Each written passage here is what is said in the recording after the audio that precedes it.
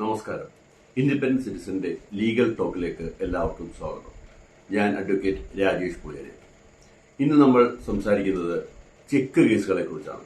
അതായത് ചെക്ക് കേസുകളിലെ തെളിവെടുപ്പും അങ്ങനെ കോടതിയിലെ സങ്കീർണമായ നടപടിക്രമങ്ങളെ കുറിച്ചല്ല നമ്മൾ സംസാരിക്കുന്നത്. ലീഗൽ മേഖലയിൽ സജീവമായി പ്രവർത്തിക്കാത്ത ആളുകൾക്ക് ഒരു സാമാന്യ അവയർനെസ് കൊടുക്കുക എന്ന ഉദ്ദേശത്തിലാണ് ഈ വീഡിയോ ചെയ്യുന്നത്. അതായത് നമ്മൾ ഒരു ചെക്ക് കേസ് കൊടുക്കേണ്ട അവസ്ഥ വരികയോ അല്ലെങ്കിൽ നമുക്കെതിരെ ആരെങ്കിലും ഒരു ചെക്ക് കേസ് നൽകുകയോ ചെയ്താൽ, കോടതിയിൽ കേസ് ഫയൽ ചെയ്യുകയോ ചെയ്താൽ, നമ്മൾ അതിനെ ഏത് രീതിയിൽ മനസ്സിലാക്കണം, എന്തൊക്കെയാണ് അതിൽ നമ്മൾ അനുവർത്തിക്കേണ്ട നടപടിക്രമങ്ങൾ, അതെല്ലാം നമ്മൾ മനസ്സിലാക്കാൻ വേണ്ടിയാണ് ഈ വീഡിയോ ചെയ്യുന്നത്. ആദ്യമായി നമ്മൾക്ക് ഒരാൾ ഒരു ചെക്ക് തന്ന് ആ ചെക്ക് ബൗൺസായി അത് കേസിലേക്ക് എത്തുന്ന ആ ഒരു അവസരത്തെക്കുറിച്ച് നമുക്ക് സംസാരിക്കാം. അതായത് നമ്മൾക്ക് ഒരാൾ പണം തരാനുണ്ടാവുകയും അത് ലീഗലി എൻഫോഴ്സിബിൾ ഡെപ്റ്റ് ആവുകയും ആ പണം തിരികെ കിട്ടുന്നതിലേക്കായി നമുക്ക് ഒരു ചെക്ക് ആ വ്യക്തി ഇഷ്യൂ ചെയ്യുകയും ചെയ്യുന്നു. ആ ചെക്കിൽ മതിയായ പണം അക്കൗണ്ടിലില്ല എന്ന കാരണത്താൽ ആ ചെക്ക് ബൗൺസ് ആവുമ്പോഴാണ് ഒരു ചെക്ക് കേസ്, അതായത് നെഗോഷ്യബിൾ ഇൻസ്ട്രുമെന്റ് ആക്ട് 138 വകുപ്പ് പ്രകാരമുള്ള ഒരു കേസ് അവിടെ ആരംഭിക്കുന്നത്.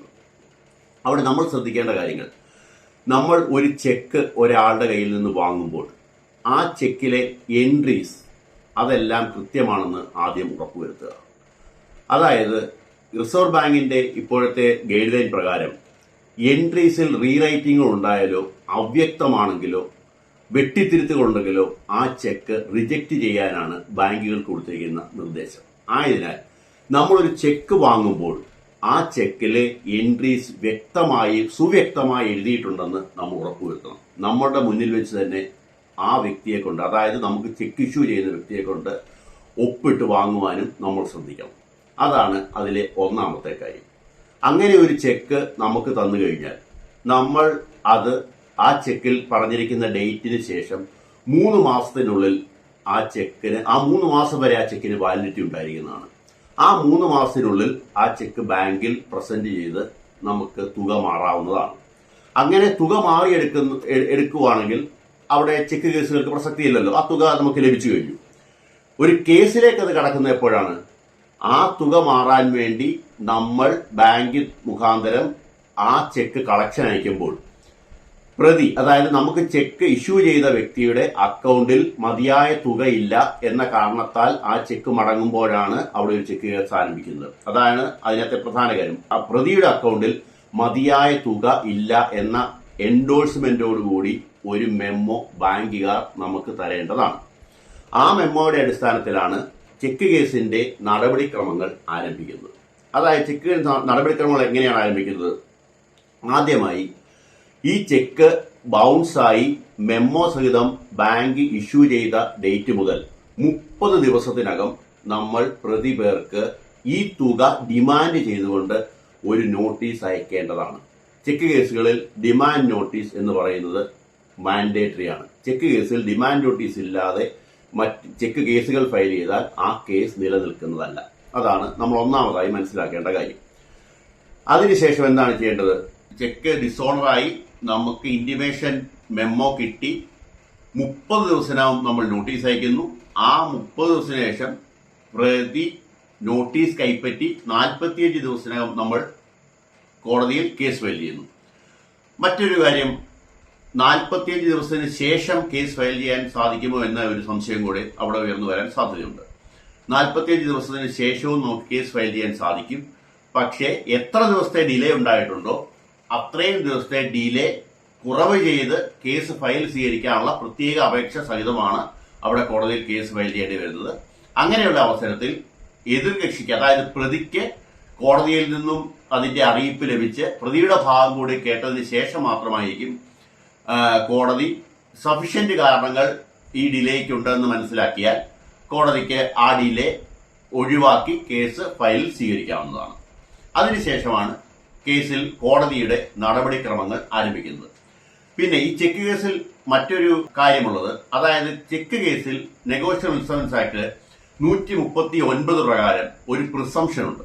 അതായത് ഒരു ചെക്ക് പ്രതി വാദിക്ക് കൊടുത്തിട്ടുണ്ടെങ്കിൽ അത് അവിടെ ഒരു ലീഗലി എൻഫോഴ്സിബിൾ ഡെപ്റ്റ് നികത്താൻ വേണ്ടിയാണ് ആ ചെക്ക് ഇഷ്യൂ ചെയ്തത് എന്നാണ് കോടതി മനസ്സിലാക്കേണ്ടത് എന്ന ഒരു പ്രിസംഷൻ അവിടെ ഉള്ളത് കാരണം സാധാരണഗതിയിൽ ഈ ചെക്ക് കേസിന്റെ ആനുകൂല്യം വാദിക്ക് അനുകൂലമായിരിക്കും എന്നതാണ് നമ്മൾ കാണുന്നത്. ഇനി അതിന്റെ മറ്റൊരു വശത്തിലേക്ക് വരാം. എന്താണ് ഇതേ അവസരം തന്നെ ഒരു ചെക്ക് കേസിൽ ഒരു പ്രതി എന്തൊക്കെയാണ് ശ്രദ്ധിക്കേണ്ട കാര്യങ്ങൾ നോക്കാം.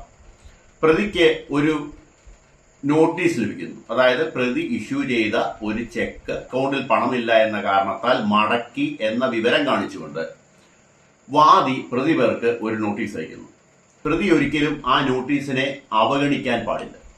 ആ നോട്ടീസിൽ പ്രതിക്ക് സ്ഥായിയായ സ്ഥിരമായ നിലനിൽക്കുന്ന തർക്കങ്ങളുണ്ടെങ്കിൽ ആ തർക്കങ്ങൾ ഒരു മറുപടി നോട്ടീസ് മുഖാന്തരം തന്നെ ആ തർക്കങ്ങൾ ഉന്നയിച്ച് തുടങ്ങണം. ഉദാഹരണം പറഞ്ഞാൽ വാദി പ്രതിക്കെതിരെ ലീഗൽ നോട്ടീസ് അയക്കുന്നു. അപ്പൊ പ്രതിക്ക് ഉറപ്പുണ്ട് ഞാൻ അപ്രകാരം ഒരു ചെക്ക് ഇഷ്യൂ ചെയ്തിട്ടില്ല, അല്ലെങ്കിൽ ഞാൻ അപ്രകാരം ഒരു ഒപ്പിട്ട് ഒരു ചെക്ക് ഇഷ്യൂ ചെയ്തിട്ടില്ല, അങ്ങനെ എനിക്ക് ലഭിച്ച ലീഗൽ നോട്ടീസിന് കാരണമായ ചെക്കിലെ ഒപ്പ് എന്റേതല്ല എന്ന് ആ പ്രതിക്ക് ഉത്തമ ബോധ്യമുണ്ടെങ്കിൽ ആ നോട്ടീസ് കിട്ടുന്ന അവസരത്തിൽ മറുപടി നോട്ടീസ് മുഖാന്തരം തന്നെ ആ തർക്കം ഉന്നയിച്ചു തുടങ്ങണം. ഉന്നയിച്ചു തുടങ്ങിയാൽ മാത്രമേ പ്രിസംഷനെ റിബട്ട് ചെയ്യാനുള്ള അവസരം പ്രതിക്ക് ലഭിക്കുകയുള്ളൂ. അതായത് വാദി ഉന്നയിക്കുന്ന കേസിന്റെ സത്യാവസ്ഥ അല്ല, പകരം എന്റെ കേസിന്റെ സത്യാവസ്ഥയാണ് ശരി എന്ന് കോടതിയെ ബോധ്യപ്പെടുത്തിക്കൊണ്ട് പ്രതിക്ക് ആ കേസിൽ തന്റെ ഭാഗം സത്യസന്ധവും സുവ്യക്തവുമാണെങ്കിൽ അത് കോടതി മുമ്പാകെ ബോധ്യപ്പെടുത്താനുള്ള അവസരം ലഭിക്കാനുള്ള സാധ്യത കൂടുകയുള്ളൂ. അതുകൊണ്ട് നോട്ടീസുകളെ അവഗണിക്കാതെ പ്രതി തന്റെ തർക്കങ്ങൾ മറുപടി നോട്ടീസ് മുതൽ തന്നെ എടുത്തു തുടങ്ങുന്നതായിരിക്കും ഉചിതം. ചെക്ക് കേസിൽ ക്രിമിനൽ നടപടി നിയമമാണ് ഫോളോ ചെയ്യുന്നത്.